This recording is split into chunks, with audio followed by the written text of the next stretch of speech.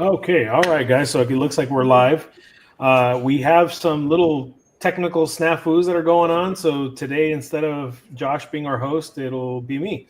And we have two of our other vetted VA pros in here that are going to be discussing the VA one-time close and essentially breaking down a lot of the misconceptions, misunderstandings, and just really bringing light us to what a wonderful product this is for all of our veterans in the community. So we'll go ahead and get it kick-started. I'll let Brandy introduce herself first, then we'll go on to Randy, and then I'll just finish it up with my introduction. Yeah, hey, I am Brandy Brickler. I am a mortgage broker in Texas, but I am all over the place in different states. I'm a Navy veteran. I've been with Vetted VA for, I don't know, like 3 or so years, I guess, maybe more. And I'm a Vetted VA 4, which just means that, we have different ranks, even rank structure, just like in the military. So, yeah, I love helping out this community. Awesome, awesome. And then Mr. Randy Ticchio, please I introduce am, yourself. yep, I'm honored to be here and helping. And I am also in Texas, in North Texas, near Dallas, a little bit north of it. And have been with Vetted VA since the onset, which was a really kind of a cool thing. And have just been blessed throughout the whole process, helping people, educating people all the time. What I probably love most about it is the people like you two and the rest of our community that we serve together. It's just the best group of people that we could ever hope to be around. So I'm just honored to be here. Yeah, I'm going to be in total agreement with that statement, but let me introduce myself really quick, guys. My name is Jerry Avila. I'm one of your VA5s in the group. We basically are in here trying to provide as much knowledge, support, and information for you guys where it is just ask the questions. We will drive it. We will give you all the ins and outs on it as much as we can, provide you the sourcing of where to get the information. I mean, that's what drives us in this group. That's what gives us that opportunity to really support this community in a way that is going to be beneficial to not just yourself who's asking the question, but all of the others who may have the same questions, but maybe just don't know when or how to ask it. So again, hopefully this live will be very helpful as to getting a better understanding of the VA one-time close, and just to kind of give you guys a little headway here. We do have a little bit of a structure to the conversation today, so just to kind of get things rolling and be able to just kind of flow through this, I'll go ahead and hand off to Brandy again real quick to basically start off that first part of the topic that we're going to be discussing today. Yeah, sure. Yeah, absolutely. So what is a one-time close construction loan? So I know that for a period of time, I've been a mortgage broker or lender for over a decade. And I know that there is a part of time where I said the VA one-time close construction loan is a unicorn. It doesn't exist. It's not a thing, right? But the reality is that it is a thing. We have lenders that actually do it. And this one-time close construction is where you can purchase a piece of land, you can build on the land, you're going to wrap that all up. And over the course of the construction, you're not going to make any payments. So there's going to be no payments until you actually occupy the home. So that's really just the hard, fast, and dirty of the one-time close construction loan. But I know that sounds like super easy and that's amazing. Why wouldn't I want to do that? But we're going to get into all the reasons why it's a little bit more tougher than that. Yeah, it definitely has its quirks. It has its ins and outs to everything that we're doing within that loan. And so definitely gives us a little bit something to, dive into. And I apologize because I know you can probably hear my dog walking and shaking her collar. So let's talk about some of those key features. As Brandy mentioned right now, that it's that whole ability to roll not only the purchase of the land, but also purchase the build of the property itself, right? But with that comes in a lot of the little nuances, like, whether it be building in the all of the prepaid interest into the transaction and all of that good stuff. There has to be portions of the money that needs to be pulled together in order to kind of know that we have enough reserve in there for contingency and other pieces. So, Randy, what are some of the tidbits that you would say is nuances to the VA one-time close construction loan that kind of really drive that to be sometimes even some of the difficulties? Well, for me, the biggest thing that I've come to realize over these years is that the VA one-time close is really for a specific situation. It's not necessarily for the situation where that you're going to go do a new build in a lot, or in a subdivision with lots, et cetera, et cetera. It's usually, at least in my case, the times that we've actually executed have been where people had like family land or places that they wanted to do this, and instead of going the interim construction route, they choose to do it this way. So it's specifically tailored to that, and it really fits that scenario better than others. Obviously, you wouldn't do it if your builder has their own financing sources, etc. And for me, the biggest thing that I've learned is that word is the biggest challenge is the builder. When we get right down to it, you've got to find the builder, and then you have to find a builder that's willing to do the paperwork that is not necessarily something they want to do every day. And in fact, I've got like 3 loans working right now, and a couple of them are on their like second or third builder that they thought was going to be an option for them, and the builder just said, nope, I don't want to do all that.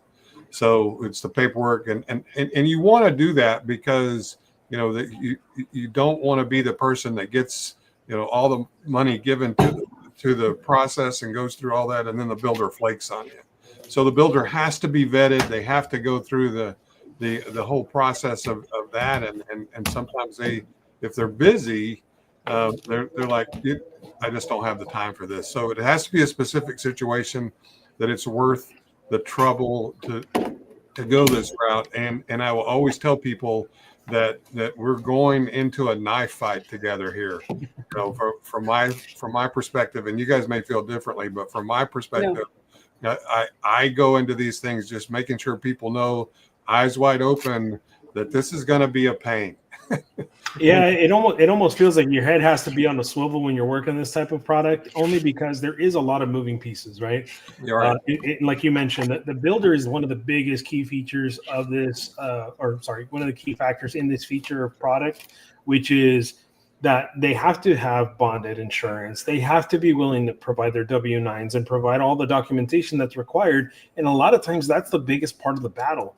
I mean, yes, you could do stick builds. You can do metal frame builds. You could do barn doors. You can do, I even know some people that are doing containers. And so when you're talking about all these different types of options for the VA one-time close, it makes it feel like, wow, like this is amazing. And it really is an amazing product. Don't get me wrong.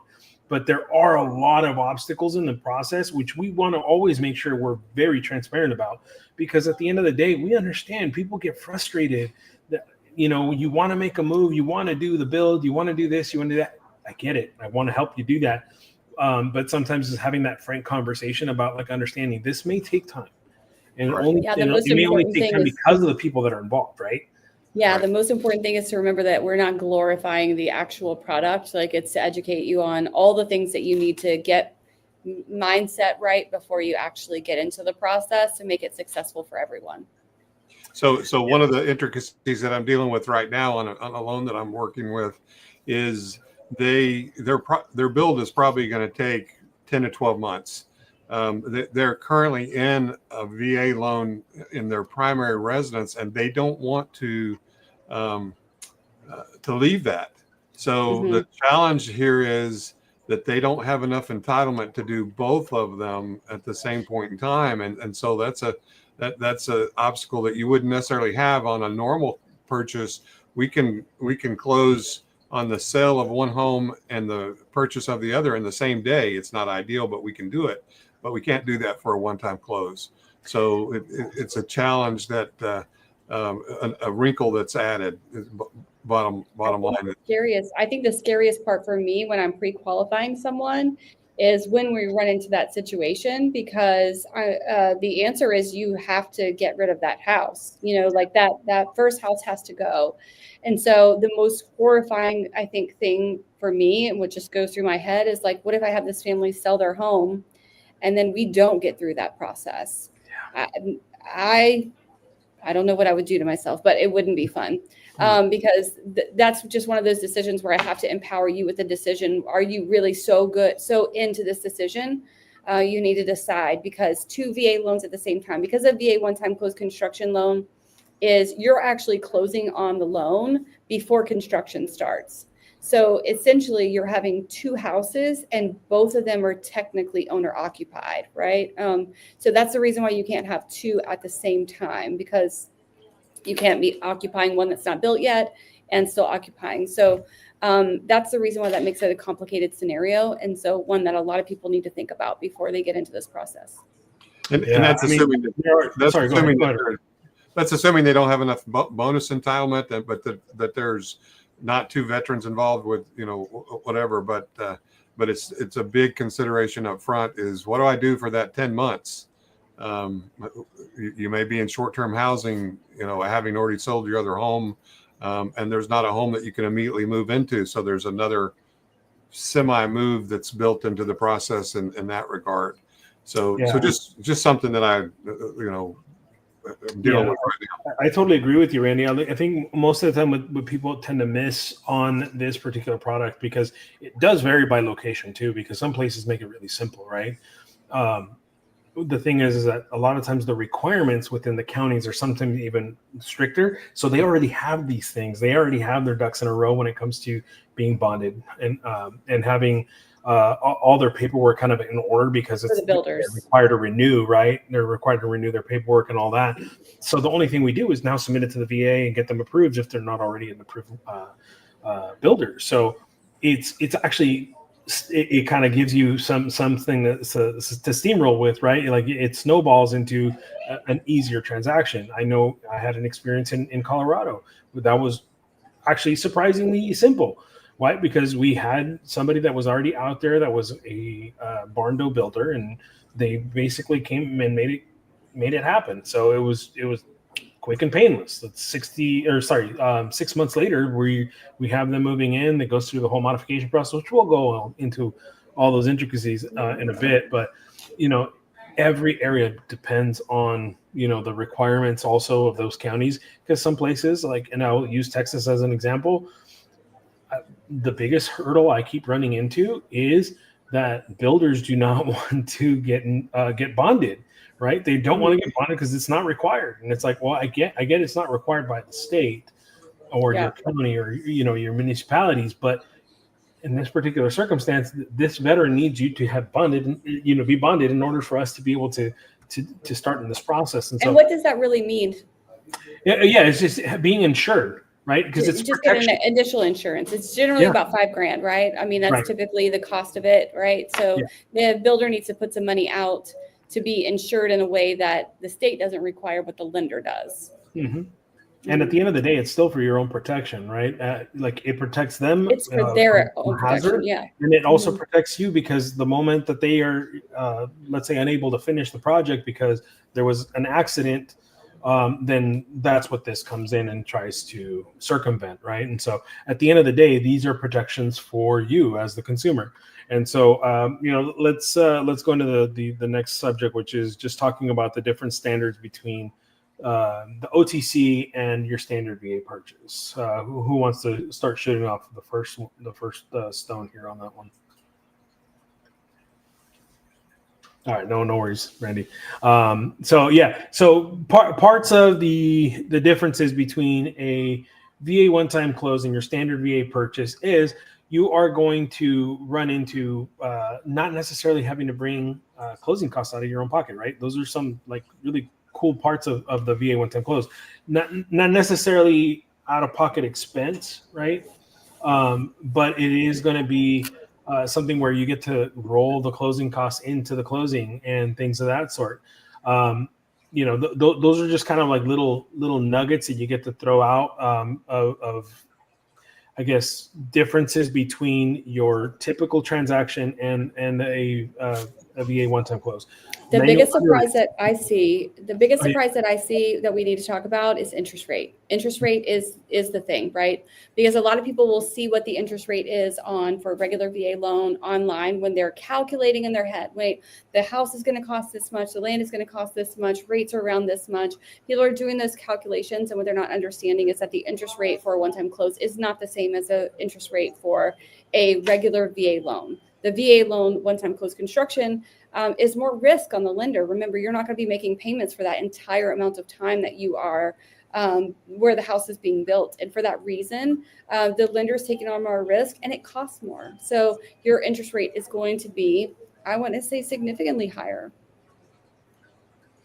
Yeah, definitely, and it does make a difference, right? When we're talking about going through the process of qualifying too, because VA one-time close, me personally, I don't have any investors that deal with a manual underwrite on a VA one-time close.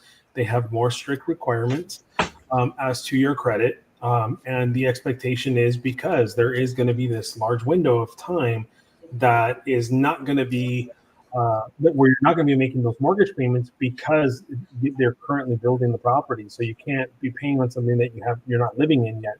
That is part of the benefit of the VA one-time close, right? Like during the build phase, you're not making mortgage payments. Why? Because everything's kind of been pre-built into the cost and expense of that loan.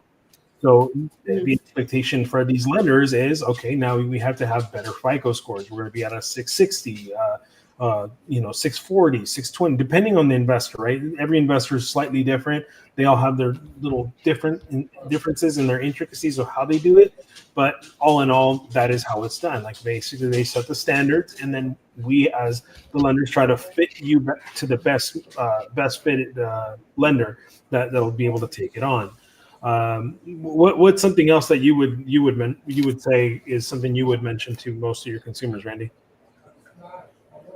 Just so for me, the biggest thing is just that they understand that it's not a quick draw type situation. There's going to be a like our normal loan. I think any one of us can do a normal purchase on an existing property in 2 or 3 weeks, right? Get you pre-qual. I can do that in an afternoon, and that is standard for folks that know what they're doing. It's a totally different situation with the one-time close. It's all the old, like Abraham Lincoln saying that it was asked how long, if you had 8 hours to chop down a tree, what would you do? And he spent, I would spend, the first 3 hours sharpening my axe, and then I would get after it. Well, that's kind of what the one-time close is all about. You're going to spend a lot of time sharpening the axe, getting ready for this, putting all your ducks in a row, and then finally you pull the trigger, and then you go through the 10 or 12 months or whatever that it takes to build it out. So just understand that piece going in, that it is more detailed, more work, and just like we talked about the bonded. I've got one client that's on their 4th try. Then the first 3 builders went through everything, and then they came down to the bonding part and said, "I'm not going to do it." So it's frustrated. That's a big consideration. I would say that that's probably where I run into the most obstacles is through the actual finding the builder. Because a lot of times clients will talk to beforehand, so they're already calculating numbers, already kind of talking about that stuff. We're going to find out whether or not they are qualified, the builder's qualified. And just to be clear, that's not from Veterans Administration, that is from lender. So the Veterans Administration getting qualified there is very easy. It's just a few pieces of paper. But the actual getting them qualified with the lender is just making sure that the lender is taking the best. They want to make sure that they have good financials, that they are taxes, that they are, paying. So those sorts of things are important, and that whole process that is generally about the longest part for me.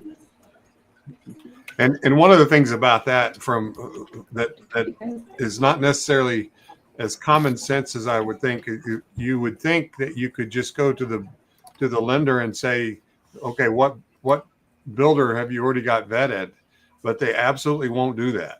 And the way that they explain it to me is that they cannot or will not expose themselves to the risk of endorsing a builder and shooting you that way, because if there's any problems with that builder, which can happen, they don't want to be responsible. But it is a big thing that you would just think, well, okay, I'm building in Fort Worth, Texas. Show me the list of people that you've already vetted, and they won't do it. They can't do it. So yeah. Legal. Yeah, I mean, you can always, you always have access to the resources that they provide us, which is a way for us to pull up some of the builders and just kind of give them some direction. But at the end of the day, it's like, even for us, we're limited in what we can actually share. Now, we do have a question in the comments, and it's referencing basically from Mac McLaren. He's basically saying, any insight on if Navy Federal Credit Union entertains the VA OTC? The answer is, brother, no. Absolutely I think not. we can all basically shake our heads going like, no, Yeah. they won't even breathe that air. Yeah, I mean, it's kind of the reason why I think I spent at least half my career saying, like, that's a unicorn. The Veterans Administration says you can do it. It's in the 26-7. It's in the guidelines, but no lenders actually do it. The banks that are going to do it, that are going to be outside of a mortgage broker, are going to be banks or credit unions that are going to have you do a conventional loan and then flip to VA after, right? Yeah. And so the difference between this type of loan and that type of loan are that during a regular conventional loan, you're going to be making payments on that. So any delays, things like that are going on that maybe not fit into what your expected out of pocket is, that's where I see most people run into problems. So you're going to pay during that 2-time close, no payments during the 1-time close. Yeah, absolutely. Yeah, and thank you so much for that question, Mac. That was probably something that needs to be known by a lot of people. Unfortunately, it's something that goes by the wayside a lot of times because people assume that every lender can do it or every lender has the opportunity to do this and afford that opportunity. No, they don't. And a lot of times it's just because, again, like Brandy mentioned earlier, a lot of times it's the risk threshold that they have. They just do not want to run the risk of, somebody's building a house and it's 3/4 of the way up and they've already spent a ton of money and all of a sudden there's a fire. The property goes down. What happens now? Now they don't have an asset. Right now they have to be concerned with now rebuilding again, right? And now it goes through insurance. Now there's a bunch of other things that are involved. So it's those risk factors that they will take into consideration, which is also why, typically speaking, the interest rate is higher, I would say, from your typical transaction, but not a massive interest rate difference, right? It's a slight difference or a slight bump. But it is because they need to safeguard themselves from having, the market move, pretty drastically or just, in either direction, basically, because we've seen the pendulum swing from end to end over the last few years. And so a lot of us. Cool. What I think is cool and good to mention is that, yes, the interest rate's a little bit higher, but we do have lenders that offer like a free float down at the time of like when they're going to actually occupy the home. So that's a big consideration because we think that interest rates will be lower a year from now. So the reality is that you're accepting a higher interest rate right now. But once you start making those payments, we're anticipating, now nobody can guarantee that, but we're anticipating that interest rate will be lower.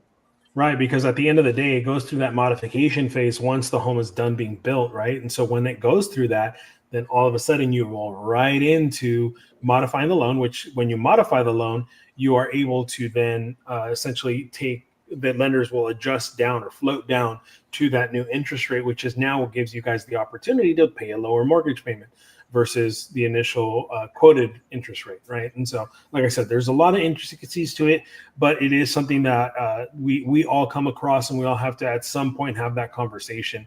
Let's see here. Just let's talk about what are some of the, some of the tips we're working with builders, right?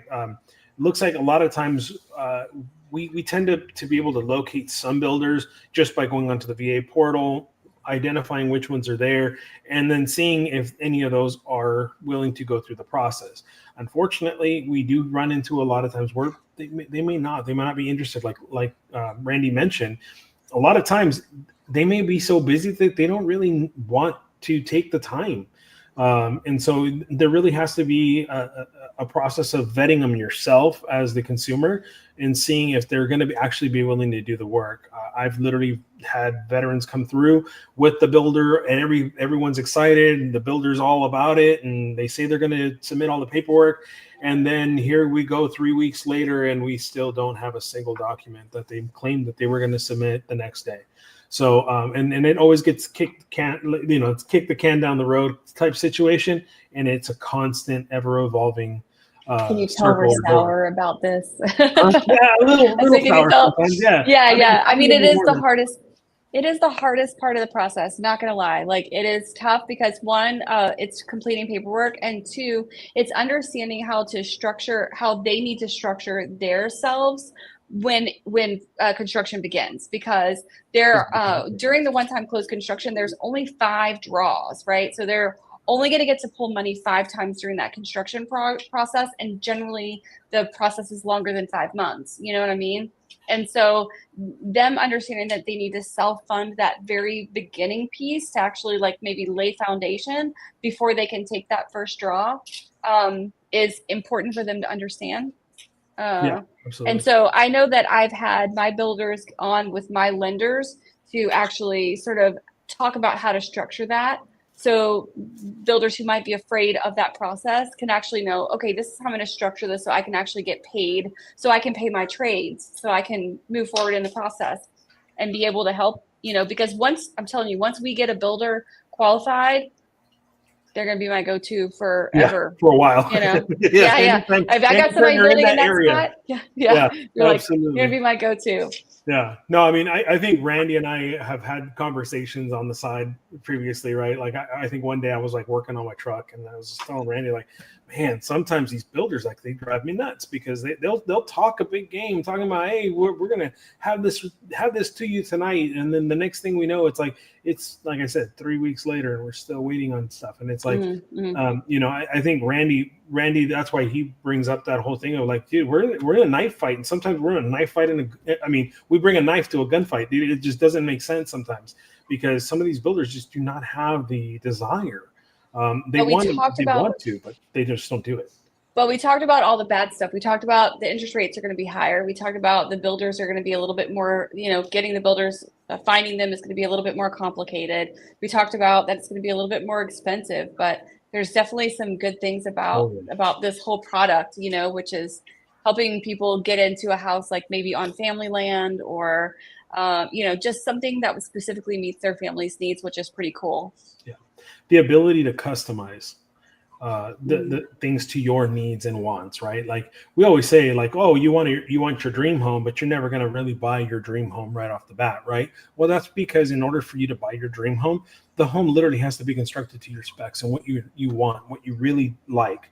I think, just to kind of give Randy a chance to talk about these things, what are some of the obstacles that you find that, you feel like, hey, we've been able to have a positive experience with some of these consumers in finding, whether it be a builder, a particular type of build that works in your particular area? I mean, the biggest thing is the people have to really decide what they want, and so that's not just as simple as going down to the car lot and picking out a car. You've got to build it from the ground up, and when you have a dream, you have to dream to in details and color, etc., to know exactly what you want. But I have had folks that ultimately built on family land, built a house that they wanted, and it was everything that they wanted. And this is one of those things where that the juice was worth the squeeze. Mm-hmm. But like I keep saying, there's plenty of squeeze, but in the end, the juice is worth it for if you've got a specific goal that you're after. And we're going to spend a lot of time together. So we're going to be like family when it's over with. Oh, so yeah. we're going to like maybe have a shot at tequila after. Or a few.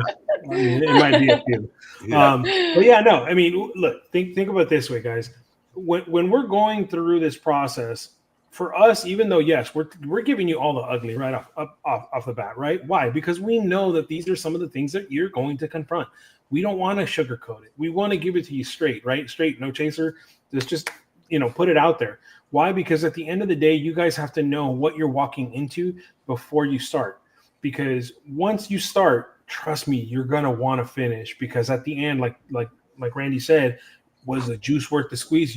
You have the ability to make it worth it, right? And at the end of the day, it's having that creativeness and kind of having that want to make something special for you and your family. And a lot of things that I find is I've come across a few veterans now what they're wanting to do is buy in bulk, right? Multiple veterans buy plots of like an entire section. Why? Because they want to create almost like a big compound, right? I want to live there. Right, dude? Like it's like all of a sudden now you have the ability to build a bunch of houses all together and have everyone doing the same process.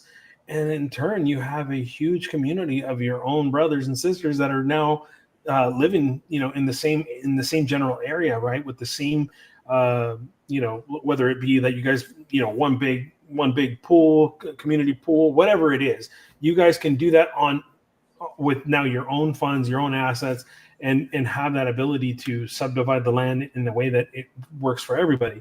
And so those are some of the little things that people don't really ever talk about when it comes to the VA one-time close. One person can buy the big old plot of land and then they start building out these houses, subdividing. Mm-hmm. So you have like so many options with this VA one-time close to really make it special.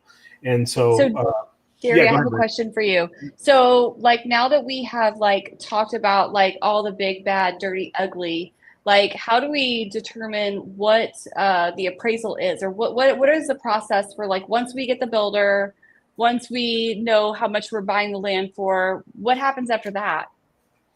So you do go into the submitting all of your plans, everything goes in, you start the build process.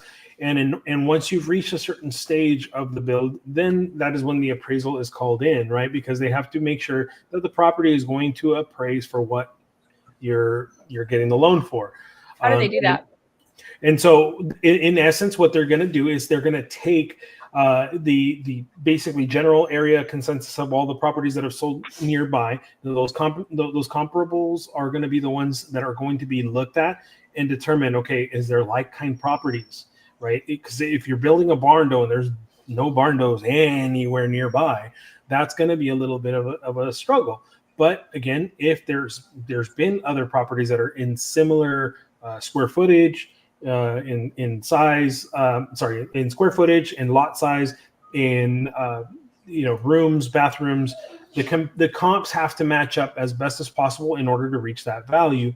And so at that point in time, that is when you have the opportunity to hopefully have that property come in at value, or even a lot of times where I've had that experience is it comes in $50,000, $60,000, $100,000 more than what the I always love that. Yeah, dude, it's like the greatest thing ever. Like all of a sudden it's like you're walking into instant equity, and you have now access to additional funds in the future in case you need to refinance that loan. Guess what? If interest rates keep coming down, what's going to happen? You're going to be able to either do a cash out refinance or just do an IRRRL and keep taking that payment down as low as possible. So again, those are some of the huge benefits.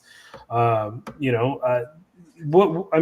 my opinion, that's one of the things that makes that the VA one-time close such a special product, because it's like you get to build it. Like at the end of the day, as long as it makes sense, right? As long as the construction process makes sense of what you're building, how much it's going to cost, there's portions that you need to make sure that you're calculating out. And I don't want to be the one to keep discussing this part, but who would like to go into breaking down how that's segmented cost wise? Randy. Well, one of the things that I dealt with, like success, the last one that I did, when it was all said and done, it appraised for $85,000 more than what they had in it.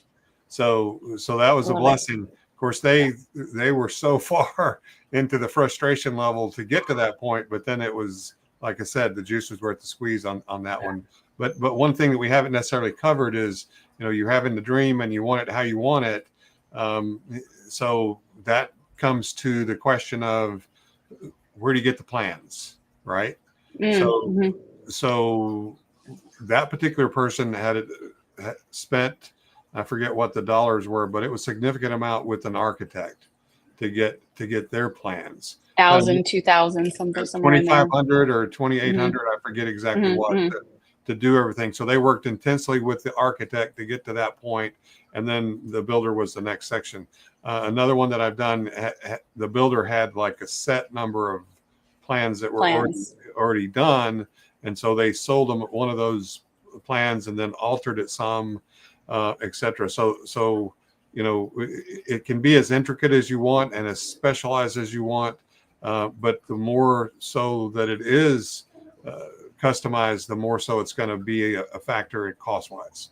So that makes me think of something that we probably haven't talked about, but I get a lot of calls about. And when I get the calls, people talk about building a home, and I go into like a 45-minute spiel about a one-time close, and they were like, a particular builder. And I'm like, oh, wait, no, that's different, right? So if you are going to purchase a new construction home in a tract neighborhood, which is like where there's a bunch of builders that are building, all similar homes, that is a new construction home, but it's not a one-time closed construction loan. That is just a regular VA purchase. So if that's what you're looking for, this one-time close is not that.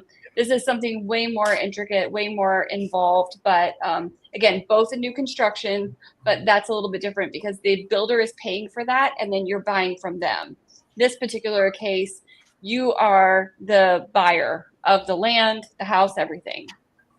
Correct. And a lot of times that's where like the main differences are between a new construction and a one-time close is you literally have builders they're going to charge as much as they can for that house, regardless of how much they spend on building it. They're going to charge as much as they can because that's what the market dictates. Versus on the one-time close, you're paying for what you actually are having built.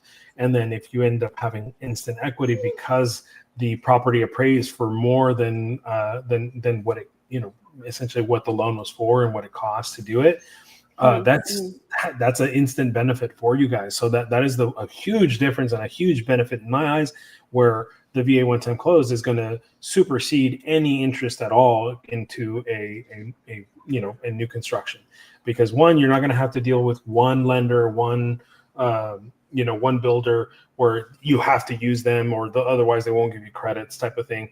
This is solely your creation with this builder, and so it becomes something rather beautiful when it comes to fruition, and ultimately it allows us to become as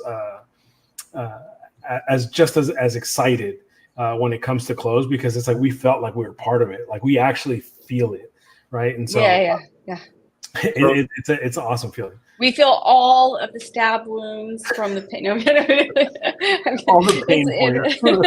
Yes. So one of the things to look at is when you're designing your dream, et cetera, you still need to keep an eye on what's it going to appraise for, because you don't want it to be so specific to you that it doesn't have appeal value-wise to the general public. And I've had folks that fought with that some, where that it was not a commercially viable design that was going to appraise. And if you can do that, but if you do, you're going to have to take a hit on the appraisal. So just be aware of that. I've had that because we get a lot of questions about tiny homes. Like tiny homes is something that everybody, I probably have that conversation 50 times a year, I think, right? It's a lot. People want to buy the land, they want to do the tiny home and stuff like that. And so I think that, Jerry, were you with us at the VA lender conference where, the people from the Veterans Administration were like, it's not a tiny home, it's a home. Like it's a home. It's just a home, yeah. Right? They don't classify it any differently.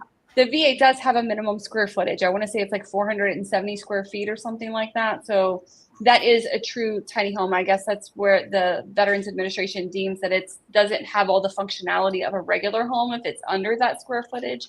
But the reality is that a tiny home is a home, right? We just want to make sure, if you're going to own or occupy the home like the Veterans Administration requires, that you have all the necessities and meet the minimum property requirements that they require, to be guaranteed. And then when you're doing that, you want to make sure that it's matching other properties in the area, right? So we talk about comparables a lot because it's super important in the appraisal of your property. Yeah, and I think just like what Randy was saying, when it comes to planning and budgeting, right, we have to take in consideration all those expenses and all of the, all the possible hiccups that may arise, whether that be flooring, having mismatched flooring because the wrong thing was shipped. All of a sudden, you gotta, reconsider and purchasing new flooring all over again. So that's all of a sudden a new expense that you guys weren't expecting that now you have to budget for. So those are a lot of things that may come up, which we hope doesn't, right? We all hope that the builders is doing a good job of planning it all out and structuring everything so that way it just flows. But unfortunately, it doesn't always work that way. And a lot of times, I'm going to be honest, like it may be something that you're just going to run into over and over. It might be that wall. It's like it almost feels like you're hitting it on a weekly, right? But at the same time, once you get through it, it's like, oh, okay, we can get back to picking up pace. Can we talk about functionally, like what costs that people are expecting to come out of pocket with, or like what it sort of looks like if they're purchasing a house that they're buying a plot of land that's like 100,000 and like the house is worth 200,000. Like, what are they conceptually like looking to come out of pocket? Or if you guys have an example of something that you're working on recently that might give them an idea of like what it actually looks like. I'll defer to Randy because I know he's got a few that he's dealt with recently. I think my last one was like almost a year ago now. It's wild. I would kick that back to you, Brandy, because I know that you've done a couple like that.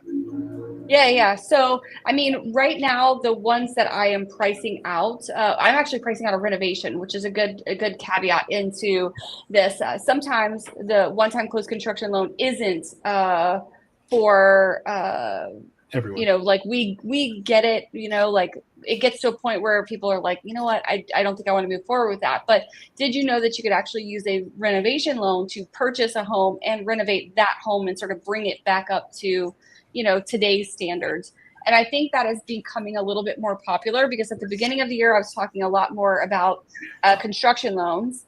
And then builders have caught up. They were like, we realized that we could charge, $350,000 or $350 a square foot, as opposed to what people thought they were coming in at $150 a square foot.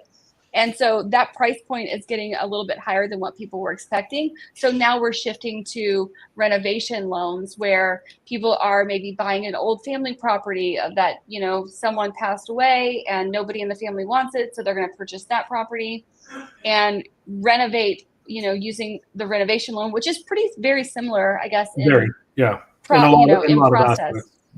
Exactly. Yeah, I think that the renovation loan is definitely a great point because that is something that has helped a few veterans that I personally worked with as well, which I'm glad you brought that up because you go from having that frustration of not being able to do the one-time close where you really wanted to build something that was special for you, but at the same time saying, you know what, but I really like this house. This house has everything I want, but it's lacking on a few areas, right? And so people want land. Yeah, people want the land, and that's the hard part to find now, unless you're buying an older home, which now this is why that renovation loan comes in, and it becomes a huge asset for us to be able to help you through, especially when we've had that experience. I mean, it's still the same. I mean, you're going to go through the same approval process for the builder, right? The builder still has to get all those same things in, but the difference is that as long as it's not a structural issue with the property, foundational issue, structure of the home itself, it is pretty much a doable loan. And at the end of the day, you just can't do like a new pool and things like that sort with a renovation loan. Yeah. But it does give you the option to do a lot of really cool things with it in order to get a home to where it's rocking. So, you know, if different lenders have different guidelines for it, some of them have higher thresholds. Some of them will have a lower threshold, but have little caveats to where it's like if it's under a certain budget, we don't require you to have a HUD counselor. Other ones will 45,000. Yep, exactly. 45, 50,000, somewhere around there. And so you have options. And so that's where this VA one-time close, even though it is great for some people, it may be more of like a second or third tier type product for certain others that really are just looking for what a lot of us are looking for, which is a larger lot. Those larger lots and larger parcels of land are what many people are looking for. And so those is what sometimes becomes a little bit harder to find. And so, you know, I know, Randy, you probably have something to say, but I want to go back to those numbers a little bit. So yeah. Randy? No, go ahead. Oh, okay. So those numbers, I just want to like address a little bit about the numbers, because some of the things that people get hit with that they're not expecting are things like contingency reserves. So let's say your builder says they're going to build for 200,000. The lender is going to want to make sure that your builder priced that out appropriately. So they're going to ask them to put everything down on paper and how much they allotted to each thing, how much for cabinets, floors, bathrooms, kitchens, carports, roofs, you know, foundations, all those things. But they're going to want them to sort of pad that a little bit. Right. And the builder may have padded that already when they gave that to you. So we want to make sure that we're not double padding that, right? So usually 5 to 10%, you know, increase in that price is going to be added on. We're also, remember, you're not going to be making payments for however construction happens. So your property, your principal and interest payments are going to be rolled in. So let's just say your construction is going to take 12 months. Principal and interest for 12 months is going to become the admin fee. And that admin fee is going to roll in. So if you can imagine $2,000 for 12 months, you know, that $24,000 is going to get rolled into the loan, plus the 5%, plus the actual cost of the land, plus the actual purchase of the home itself. And then you can see how your loan amount went from, you know, I'm buying a $200,000 house to $350,000 is what you're actually getting a loan on, right? So it's very important for you to understand that that snowball's pretty big. And then the interest rate. So we should talk about the interest rates, because a lot of times the interest rate that I'm quoting a client is something that they might have to pay for, right? It's not exactly what we call a par rate. So par rate means that you're not paying anything to get that interest rate, but maybe that par rate is like 8%. And we say, you know what, maybe you want to be at 7.5 just to be safe. And that is going to cost about $5,000. So just be prepared for those costs and the way that it increases. So you're not surprised by that once we get to the final number. So that's really important thing to talk about. And then I'm glad you mentioned that. No, I'm just glad you mentioned that. I was going to say. Yeah, I was going to say, if you didn't catch everything here, we do have a video on vettedva.com that kind of goes over all of this stuff that you could revisit and just sort of look at an example of how that works out. Yeah. So if you ever had any issues, either one of you, with the admin fee having an effect on your overall value, that where the house didn't appraise for that, have you guys, either one of you, faced that? Thankfully, I haven't run into that. No, one, because like the last one that I did, it was family land, and so that land piece. But if you're purchasing the land, I could see how that would actually potentially run into the value for sure. Yeah, I think for mine, it was, you know, they bought the land for like 120,000, so it was under the required threshold. So they had room, per se, and so it wasn't too crazy. And the building itself, I think after everything was said and done, I think it was somewhere in the ballpark for like 620. So and it was a barn door, so it was, you know, it was kind of like, you know, drop set, pretty much fix it up and finish it off, and then they were pretty much done in 6 months. So it was kind of a good part. I think a good thing to note here is that they should be reaching out to like one of us wherever they are to sort of have a conversation and strategize, because I had a veteran reach out to me in Georgia, and they had a whole idea of like what they were doing. And when I say that our conversation flipped everything that was in their brain upside down and twisted it in different ways, because, they were looking for a family compound, and, the veteran was going to buy. Now, his dad was a veteran too, but he doesn't make any income. So the way that we had to sort of like shift everything was, if the veteran buys the land, pretty extensive tract of land to make this family compound, then he also has to qualify for his house and then the build of the house.